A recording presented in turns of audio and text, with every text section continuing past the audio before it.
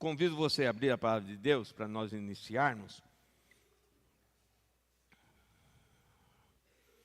Em primeira carta de Paulo aos Coríntios, 1 Coríntios, capítulo 11. 1 Coríntios 11. Por que o pastor sempre lê esse texto na ceia? Porque esse é o texto de orientação da ceia do Senhor que Paulo nos ensina. 1 Coríntios 11, eu vou ler do verso 23 até o 29.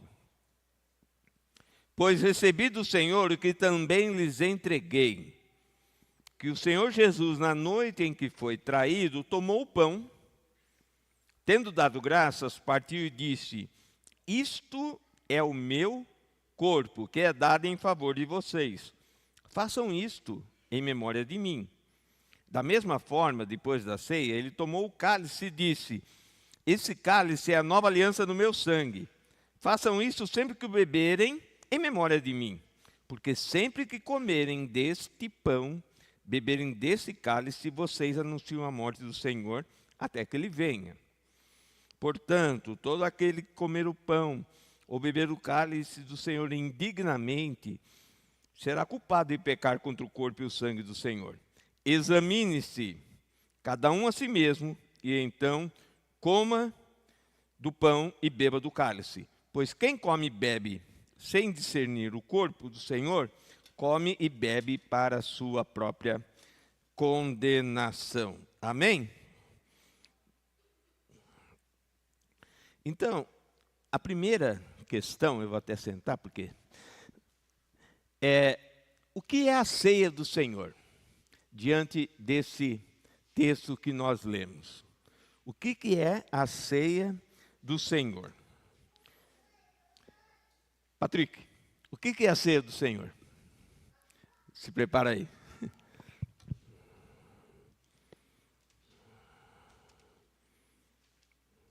Bom dia, igreja. Esse é um tema importante na vida da igreja, porque ela é nós temos duas ordenanças que Jesus deixou, sendo a primeira o batismo e a segunda a própria ceia. E o que nós vemos hoje é que a ceia, para nós, cristãos batistas, ela é um memorial. No entanto, a gente vê hoje algumas ideias, não hoje, né, há um bom tempo ao longo da história, algumas ideias de que a ceia ela representa o próprio Senhor Jesus manifesto. E a ceia, ela representa algo que aconteceu e traz para nós também uma expectativa daquilo que nós vamos participar.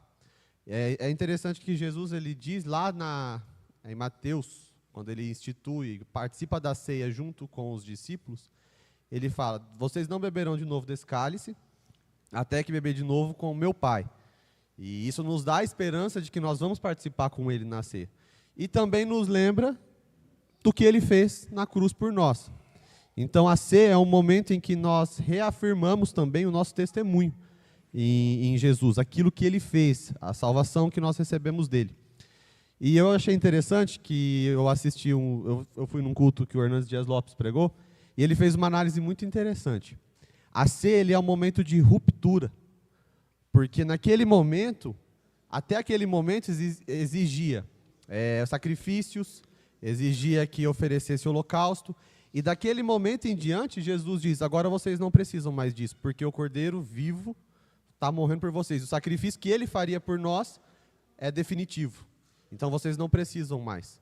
E vocês façam isso em memória do que eu fiz, já apontando que nós iríamos participar com ele um dia das bodas do Cordeiro, que é quando a igreja vai se encontrar com o Senhor, lá em Apocalipse 19. Então a ceia é uma ordenança. Uma ordenança. Então é uma ruptura entre o Velho Testamento, do sacrifício, e é um sinal para o sacrifício de Cristo no Novo Testamento, um sacrifício duradouro, eterno, para sempre, através do sangue de Cristo, através do seu corpo derramado, o seu sangue derramado na cruz e do seu corpo crucificado pelos nossos pecados. Então, uma ruptura, como o Patrick disse, e é uma ordem. Note que poucas vezes na Bíblia você vê uma ordem. Aqui é, fazei isso, façam isso. Jesus não está falando assim, olha, se você quiser, você faz. Não há essa alternativa. Fazei isso como? Em memória de mim. Nós que viemos da Reforma, batistas, cremos na ceia como um memorial.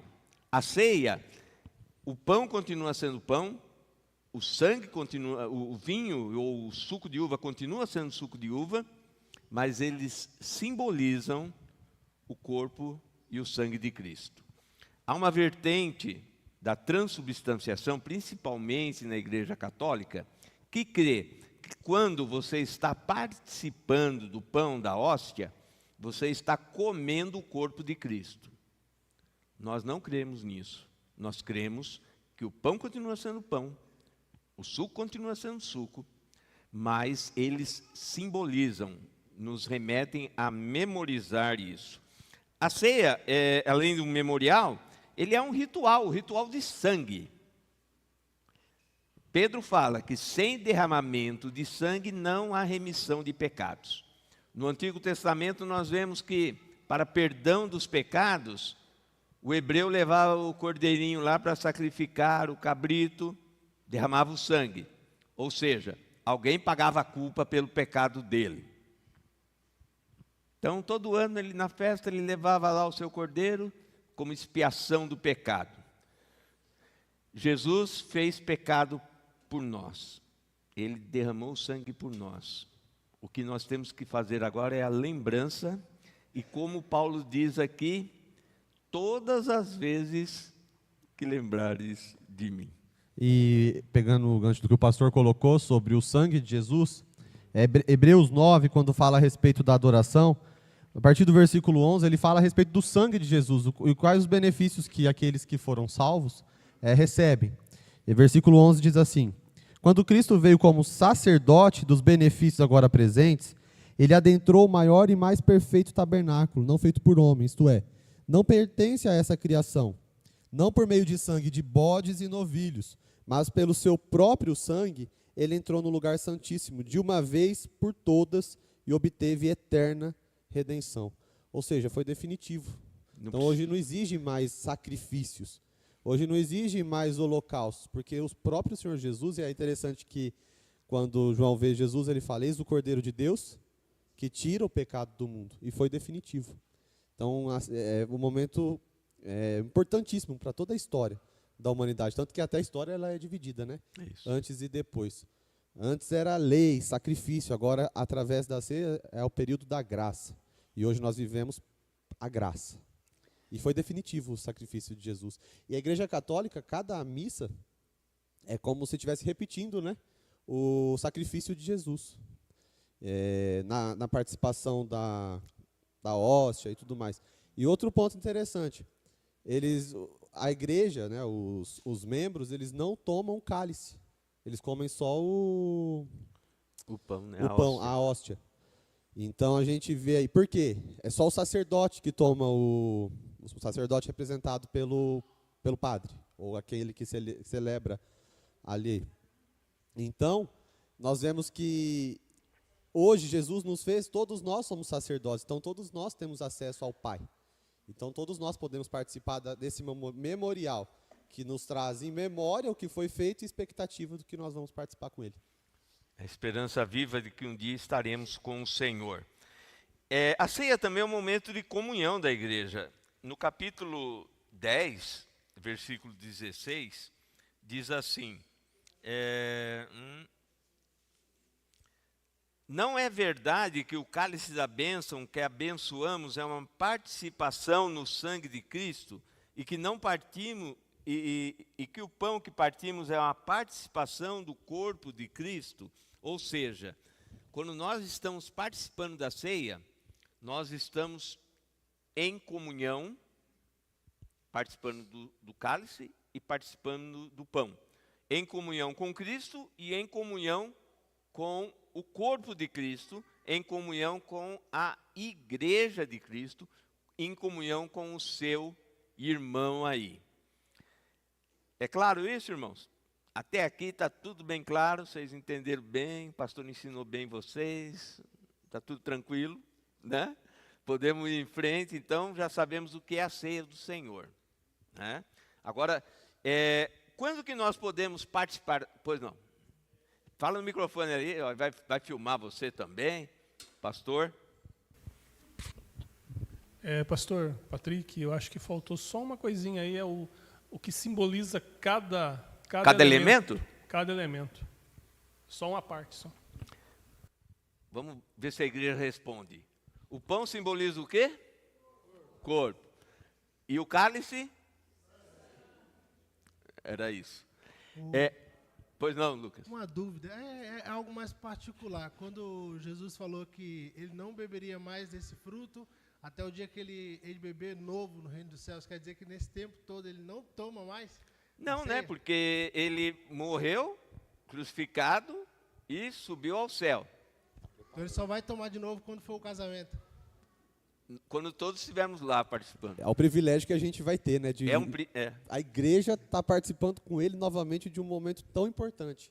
É um privilégio que só a igreja tem. É o que a Apocalipse fala daquela festa da noiva com o noivo, a bodas do cordeiro. Imagine que festa maravilhosa vai ser nesse dia quando estaremos com o Senhor participando lá no céu. Pode fazer uma análise desse negócio da comunhão? Pode. Fala aí. O que significa a hóstia? Para a Igreja Católica é o corpo de Cristo. Patrick. É o corpo de Cristo realmente representado, é a transubstância, é Jesus ali. Ele transforma no corpo. Você está comendo o corpo de Cristo ali. Do ritual?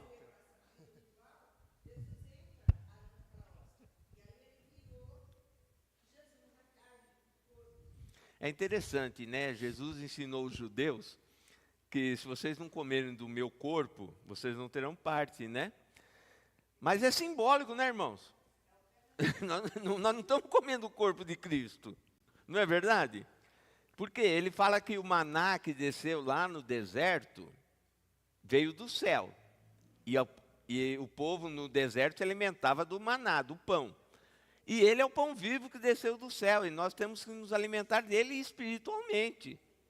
Porque se nós olharmos literalmente, então Jesus é a porta, a porta mesmo, né? Literal, Jesus é o caminho. Então, tem muitas linguagens figurativas. O corpo é o corpo, participar do corpo de Cristo é isso, é lembrar desse sacrifício. Pastor, mais um outro ponto sobre a hóstia. Quando sobra, ela não é descartada. Ela é guardada no próprio altar. Da Eucaristia lá? Isso, onde fica uma luz sempre acesa, uma vela, uma lâmpada sempre acesa. Ela jamais é descartada. Santíssimo. Que só o sacerdote entra, né? Coisas do Antigo Testamento, lembra, irmãos? Que Jesus, através da morte dele, rasgou o véu. Nós não temos mais esse Santíssimo. O Santíssimo somos nós mesmos, os crentes. Fala da comunhão. Um outro ponto que o pastor colocou da comunhão, esse texto de 1 Coríntios 11, que a gente lê para estudar na hora da celebração da ceia, se você volta um pouquinho no capítulo 11, versículo 17, diz assim, ó: entretanto, nisso que vou dizer, não os elogio, pois a reunião de vocês mais fazem mal do que bem. Em primeiro lugar, ouço que quando vocês se reúnem como igreja, há divisões entre vocês, e até certo ponto eu creio, pois é necessário que haja divergência entre vocês, para que sejam conhecidos quais entre vocês são aprovados. Quando vocês se reúnem, não é para comer na ceia do Senhor, porque cada um come a sua própria ceia, sem esperar pelos outros. Assim, enquanto um fica com fome, o outro se embriaga. Será que vocês não têm casa onde comer e beber? Ou desprezam a igreja de Deus e humilham os que nada têm? Que direi? Eu os elogiarei por isso? Certamente que não. Aí ele entra, pois recebi do Senhor o que também entreguei, e faz todo o contexto da ceia. Mas se a gente para entender o contexto, Paulo está advertindo a igreja contra a falta de unidade, a comunhão. O que é a ceia? É nos lembrar que nós pertencemos a Cristo, que nós somos um nele, nós somos o corpo dele, e tanto que no finalzinho, quando ele diz, examine cada um a si mesmo, isso me lembra também o que Jesus disse, se você está ali oferecendo a sua oferta, se caso você lembrar que tem algum irmão, alguém que tem algo contra você, vá resolver, deixe a sua oferta, vá resolver e depois você volta. Então, lógico que o princípio de examinar é geral. Você olhar para a sua vida, se você está espiritualmente bem com Deus, pedir perdão, não deixar de participar da ceia. Mas é olhar se nós estamos também fazendo parte desse corpo, unidos num mesmo propósito. Se nós estamos unidos com a igreja. Então, é dentro desse contexto que nós celebramos a ceia, e é até legal, o pastor fazia um tempo atrás, troca o cálice com o seu irmão. Depois da pandemia que paramos, né? Mas era interessante, porque a ceia é isso, é lembrar que nós somos um em Cristo. E a ceia também traz esse memorial de comunhão, daquilo que nós somos em Cristo. Nós somos o corpo dele, ele é a cabeça da igreja. Então, nós devemos examinar cada um a nós mesmos nesse quesito também de comunhão. E lembrar do que o próprio Senhor Jesus disse. Se tem algum irmão contra você, deixe. Vá resolver. Resolva. E aí você está em plena comunhão com a igreja. Não a igreja local, né, mas com a igreja de Jesus. Amém. Quando que nós participamos da ceia? Você vai falar assim, aqui na Igreja Batista, é uma vez por mês, primeiro domingo de cada mês, alternando um mês de manhã e um mês à noite. É assim, irmãos? É claro, né? Jesus disse que nós devemos participar todas as vezes que lembrarmos. Na igreja primitiva, a ceia era toda vez depois do culto. Toda noite depois do culto tinha a participação na ceia. Existem algumas igrejas que participam a ceia uma vez por ano. Tem uma igreja que participa uma vez só por ano da ceia do Senhor. Congregação. Uma vez por ano. E não há nada de mais, uma vez, duas vezes, todos os dias. Não existe, a Bíblia não coloca, aqui Paulo não coloca, e Jesus diz, todas as vezes que lembrares de mim. Né? Então não é um dia específico. Por que nós fazemos então, nós adotamos como regra, uma vez por mês? Para que haja uma ordem na nossa agenda, né? Na nossa eclesiologia. E outra coisa, a ceia é feita na igreja, no templo, para ter comunhão uns com os outros. Quando tem algum membro impossibilitado de vir na igreja, o que é feito? O pastor pega um diácono e voa até a casa do irmão e doa a ceia para ele. Nós fizemos isso por longos e longos anos com o irmão Celso está aí de prova, com a irmã Tereza, certo, irmão Celso? Né? A irmã Antônia, a irmã Gina, nós já fizemos, e todos os irmãos impossibilitados de vir na igreja, nós fazemos. Agora você pode pegar assim, eu vou levar para minha mulher que não veio participar da ceia. Não tem lógica, né? Porque se a ceia é comunhão, momento de comunhão, tem que ser algo formalizado com o diácono, com a igreja, participando com aquele irmão, né, da ceia. Não adianta a irmã Divina falar, vou levar a ceia para o meu filho que não veio hoje, né? Ele não vai estar em comunhão, não é verdade? Até aqui está claro, irmãos? Todos concordam, amém, assembleia e tal. Então esse é o nosso ritual. Agora, a questão que me trouxe a esse tema e essa é a questão, quem pode participar da ceia? Essa é a questão. Primeiro, eu vou lembrar os irmãos, lá no livro do Antigo Testamento, lá, quando fala do batismo, foi instituído lá em Abraão, que todo homem hebreu, para pertencer, precisava ser o quê? Circuncisado. Então, o que é a circuncisão? Pegava o menino e sobrava para os homens, só os homens eram circuncisos, 8 dias, sem anestesia, pegava o órgão genital dele, que devia ser muito pequeno, vocês já viram de criança, e o sacerdote devia ser um exímio cirurgião, porque senão cortava fora. Pegava uma lâmina, uma faca ou uma pedra bem afiada e cortava o prepúcio, a pele do órgão genital masculino. A criança devia chorar, né, irmãos? Criança já chora, mas adulto também. Abraão teve que se circuncidar depois de velho. Sofreu. E sem anestesia. Imagine, irmãos. Então, esse era o ritual. Esse era a passagem para entrar, para dizer, ele é hebreu. Tanto é que Paulo, depois, quando ele vai ter um embate com Pedro e com os judeus, ele vai tratar desse assunto. Porque o judeu falou, não, eu já sou de Deus, já sou do povo de Deus. Por que eu vou batizar? E ele vai tratar desse assunto. No Novo Testamento, o batismo é qual? Nas águas. O batismo é para pertencer a quê? Ao corpo de Cristo. Uma vez que eu sou batizado, eu aceitei Jesus Cristo, sou batizado, eu pertenço ao corpo de Cristo.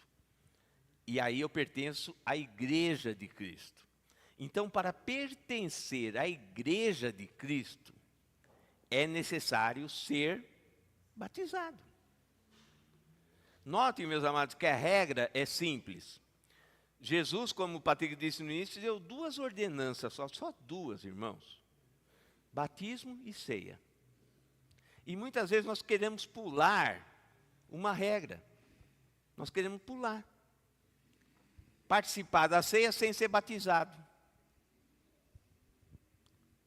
É incoerente com a palavra de Deus. É incoerente com o que o Senhor Jesus Cristo ensinou. Se para entrar na nação de Israel, povo de Israel, era necessária a circuncisão, para entrar na igreja de Cristo é necessário o batismo.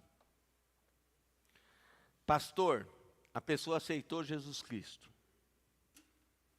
Não teve tempo de batizar. Ela foi para o céu? Foi ou não, irmãos? Foi. Foi ou não? Todos concordam? Amém? Temos um exemplo claro, o ladrão da cruz. E eu tenho muitos exemplos de pessoas que aceitaram Jesus na morte e não tiveram tempo de ser batizados. O batismo em si, ele não salva. O batismo em si é uma profissão de fé de que ele já aceitou Jesus Cristo e ele está testemunhando que ele, como Paulo fala em 1 Coríntios 6, morrendo com Cristo e ressuscitando com Cristo. Uma nova criatura. Esse é um simbolismo e é um ritual que todo crente que é crente tem que participar. Eu conheci muitas pessoas que aceitaram Jesus Cristo e relutaram em ser batizados. É porque ainda não entenderam o que é o batismo. Não entenderam a ordem de Jesus. Conheço muitas pessoas assim, que não querem ser batizados. Por quê? Ah, foi batizado quando era criança. Meus amados, o batismo é para arrependimento de pecados. Uma criança, imagine um judeuzinho lá, né? 8 dias, foi batizado. Ele sabia o que estava acontecendo? Nada. Só depois de grande que ele ia saber. Tanto é que a Igreja Católica, ela reformou isso. Por quê? A Igreja Católica, ela batizava a criança para que ela não fosse pagã, que ela já pertencesse à igreja. Então era o batismo. Só que não tem fundamento bíblico o batismo infantil, não tem alicerce. E o que a Igreja Católica fez? A comunhão, como a irmã disse. Depois com 12 anos, 13 anos, o indivíduo vai lá e faz a crisma, a comunhão. A crisma, pastor. Crisma, né? A crisma, para entender o porquê que ela era batizada. Para entender o que ela era batizada. Tem alguma colocação? Sobre o batismo. A grande comissão Mateus 28, versículo 18 diz assim: Então Jesus aproximou deles, dos 11, dos discípulos, e disse, Judas já não estava mais presente, foi-me dada toda a autoridade nos céus, na terra. Portanto, esse portanto, ou seja, o que ele está dizendo?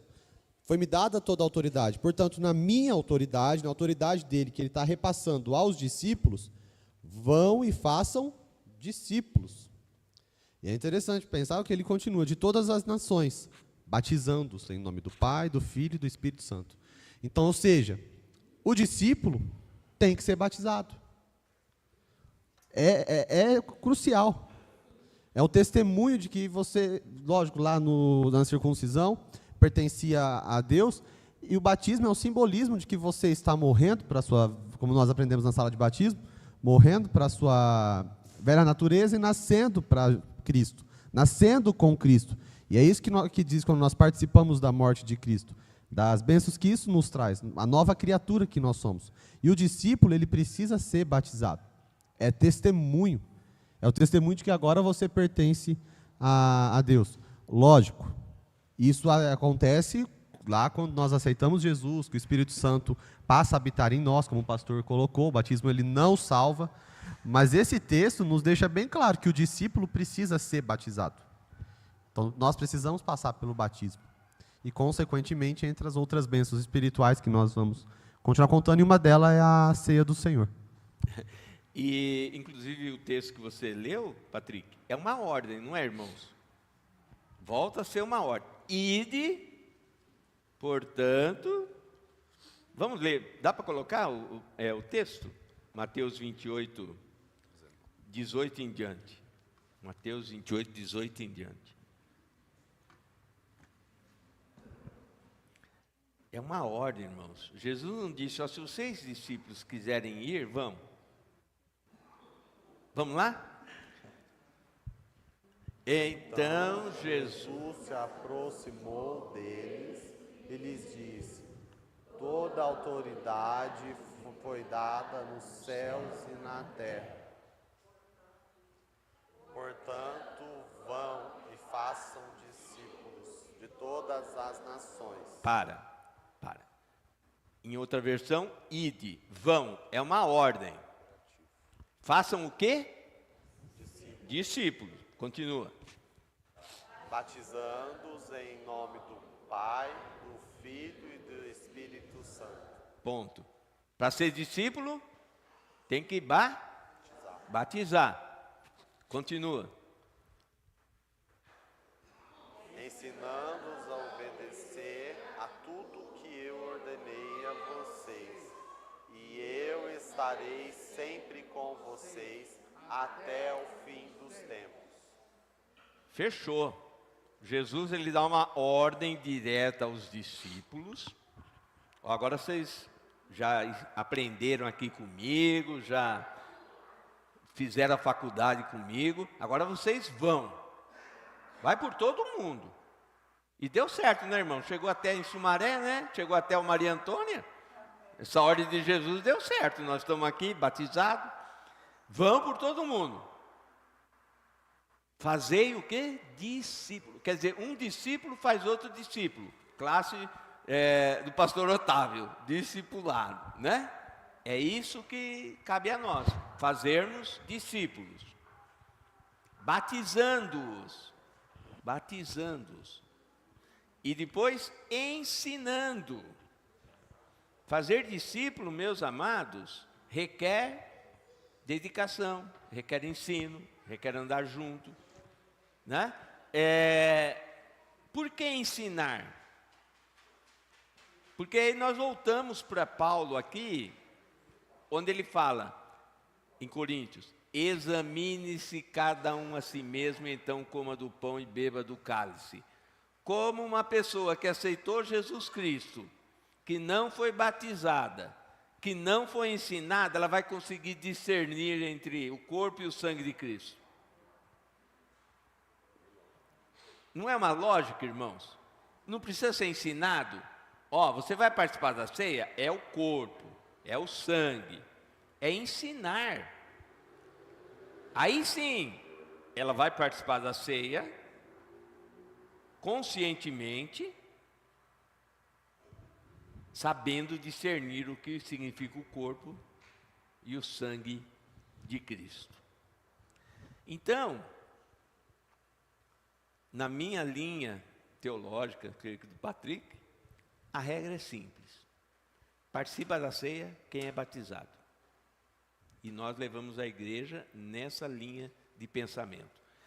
Pastor, pode ser batizado em outra igreja? Né? Ok, se ela entendeu, ela participa. A nossa igreja não é, a nossa ceia, ela não é restrita apenas aos membros da igreja. Por exemplo, vem um irmão da Assembleia de Deus, quer participar da ceia? Sem problema. Nós participamos da ceia. Ela não é uma comunhão somente nossa, porque a ceia, ela é do corpo de Cristo, e entendemos que o corpo de Cristo está espalhado em várias denominações evangélicas por aí. Pastor, há uma linha teológica, podemos dizer assim, que eles dizem que a ceia ela não é da igreja, ela é do Senhor. Então, sendo dessa maneira ensinado, eles liberam a ceia para qualquer pessoa que está dentro da Assembleia, no caso. Então, vem o macumbeiro, vem o católico, vem o espírita, o ateu, qualquer pessoa que professa qualquer tipo de fé ou que nem fé professe, ela tem o direito ou pode participar da ceia. Muitas igrejas têm essas ceias chamada ultraliberal. Você quer responder? Aí vai fugir, é uma corrente que tem hoje, inclusive tem um conhecido que participa de uma igreja assim, não vou citar nomes. Porém, vai totalmente contra, porque se a ceia é para os discípulos, como uma pessoa que, vamos entender, o discípulo ele saiu das trevas e está na luz, vive na graça. Como que eu posso participar da ceia se eu estou nas trevas? Não sou discípulo, eu não faço parte do corpo. Então não tem lógica, não tem lógica. Para mim, não tem lógica e não tem sentido.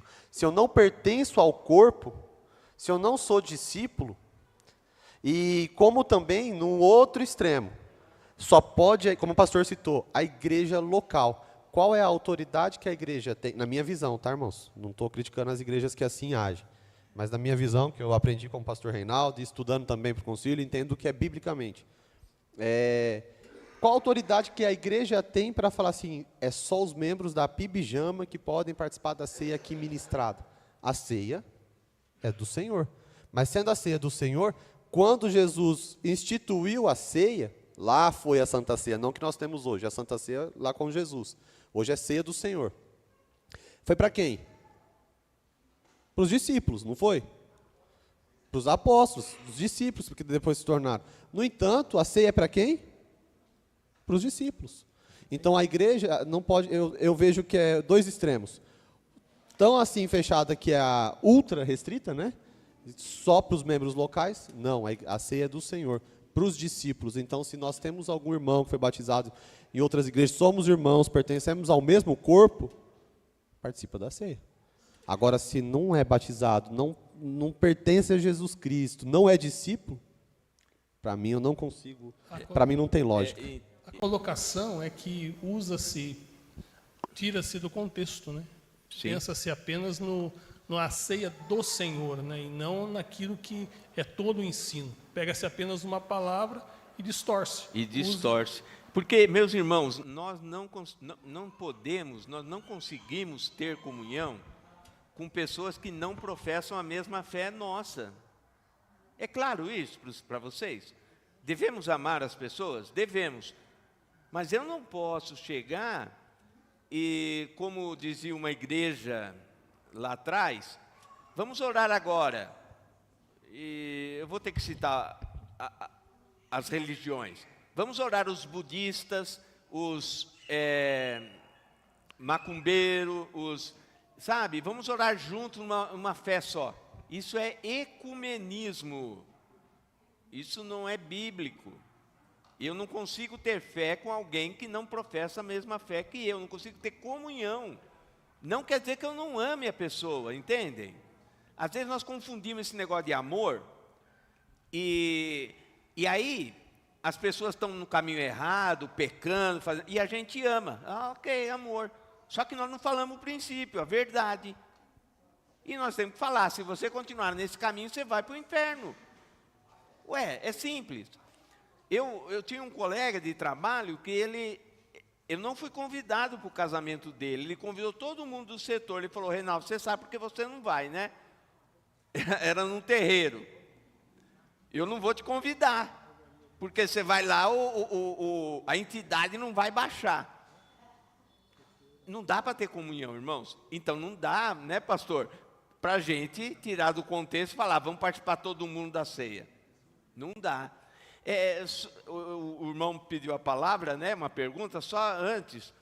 Esse texto de Jesus, ele está com os discípulos. Imagine, Jesus à mesa com os discípulos. E ele diz assim, comam dele todos. Ele está falando para a humanidade?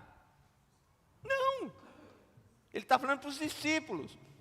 Uma vez na rádio, fizeram essa pergunta para o pastor lá, ele não soube responder. Ele falou, de acordo com esse versículo, todo mundo pode beber da ceia. E eu estava no trânsito, eu não liguei para ele, eu falei, coitado, vou orar por ele, porque, sabe, Jesus deu aos discípulos, todos, quer dizer, os 12 que estão aqui comigo. Quando eu falo, bebam dele todos vocês, eu estou me referindo a vocês que são discípulos de Cristo, que estão aqui comigo, todos nós. Certo? Pergunta, irmão, para nós já ir partindo do encerramento. Pastor, uma dúvida. Nós cremos que nós servimos a ceia do Senhor. E a Santa Ceia, eu creio que foi aquela que Jesus serviu porque ele estava presente. Então era santa. Lá com os discípulos. Sim. E por que, aonde as outras igrejas tiram que a ceia é santa? Explica para nós, por favor. A ceia em si não é santa, porque a ceia aqui, ela não tem o poder de santificar ninguém. Quem é santo é Cristo, né?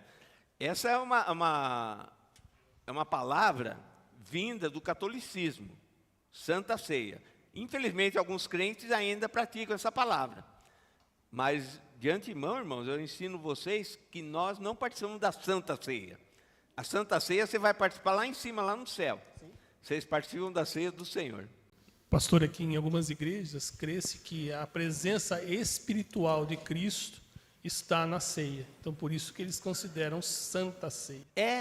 Mas inclusive a luterana, a presbiteriana. Por quê? Eles são oriundos do catolicismo. Até algumas pentecostais também usam dessa mesma prática. Exato.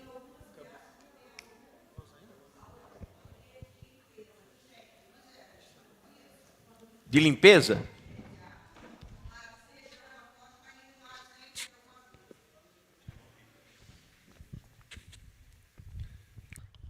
Bem, irmãos, acho que dito isso, tem alguma pergunta? Quem está em pecado?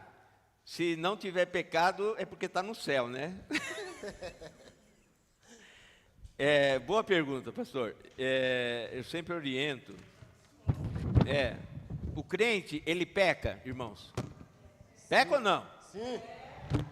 Mas ele vive no pecado? Não. É diferente. Tem gente que chega assim para mim, pastor, eu não vou participar da ceia. Eu briguei com a minha esposa. Tem que participar. Tem que participar. Depois acerta a situação. Não é, Patrick? Não é, pastor? Depois acerta. A ceia é o momento seu com Deus. Eu ando em pecado. Se arrependa, participe da ceia. A ceia é um privilégio para os crentes salvos. É um privilégio nosso. Deus conhece o seu coração, conhece o meu, como nós devemos. Agora, se o crente está em pecado, vivendo na prática do pecado, aí não deve participar da ceia, né? Porque senão ele vai estar trazendo condenação para ele mesmo. Por que quando alguém está em disciplina na igreja, o pastor orienta, irmão, deixa ele participar da ceia, né? Fica no banco, vai aprendendo. Para isso, para a pessoa ter um momento de reflexão, né? Mas, como o pastor disse, não devemos deixar de participar da ceia, né? Por qualquer motivo, não. Mais alguma pergunta? Vou fazer minha colocação a respeito da ceia. Eu tiro 3 lições básicas da ceia. E eu deixei anotado. Primeiro, Cristo afirma o seu amor por mim, porque é o privilégio que eu tenho de participar com Ele da mesa. E isso me lembrando o sacrifício que Ele fez por mim, por nós como igreja. E também a expectativa de que um dia eu vou participar desse momento com Ele. E como o pastor se lembrou, não foi o pastor, foi o Lucas, não lembro agora. Foi o Lucas. Jesus vai participar da ceia de novo quando nós estivermos com Ele. Então, olha o amor demonstrado por Deus por nós. Então, a ceia, quando eu participo, eu lembro desse sacrifício que Ele fez, do amor que Ele tem por mim. Cristo afirma também na ceia que de todas as bênçãos espirituais, as bênçãos da salvação. Né? Paulo fala isso em Efésios, que nós somos abençoados em todos os aspectos. Efésios 1, com as bênçãos espirituais. Então, nós somos abençoados o tempo todo. E isso foi conquistado por meio de quem? Por meio de Jesus, na cruz, aquilo que nós lembramos na ceia. E eu afirmo a minha fé em Cristo, porque é um testemunho. Quando primeiro Paulo fala lá em Coríntios, vocês anunciam a morte até que Ele venha. Então, ou seja, é um testemunho que nós também damos. Eu testifico a minha fé em Jesus. Então, quando eu acho que até responde a pergunta do pecado. Eu estou lutando contra o pecado. E o pecado, ele está em mim. Só que eu também tenho as minhas escolhas. Se eu escolho viver no pecado, não tenho por que eu participar da ceia. Agora, se eu pecar, o pecado é um acidente na vida do cristão, na vida do salvo. Se eu rompo com o pecado, se eu luto contra o pecado, ainda que eu caia e nós vamos cair, eu me arrependo e volto. E eu estou anunciando também, testemunhando da minha fé em Jesus. Então, a ceia ela não é santa, mas ela é um momento especial. Que nós lembramos do sacrifício de Jesus, o amor dele por nós, e nós também testemunhamos como gratidão por tudo que ele nos proporcionou ali na cruz, quando ele diz, está consumado, tetelestai, está tudo feito, está tudo pago. É a graça de Jesus por nós. Amém, irmãos? Amém? Podemos participar da ceia, tranquilo? Amém. Graças a Deus. 2 ordenanças, batismo e ceia. Vivemos num mundo onde as pessoas não querem mais regras. Já perceberam nisso? Nós queremos pular etapas, pular regras.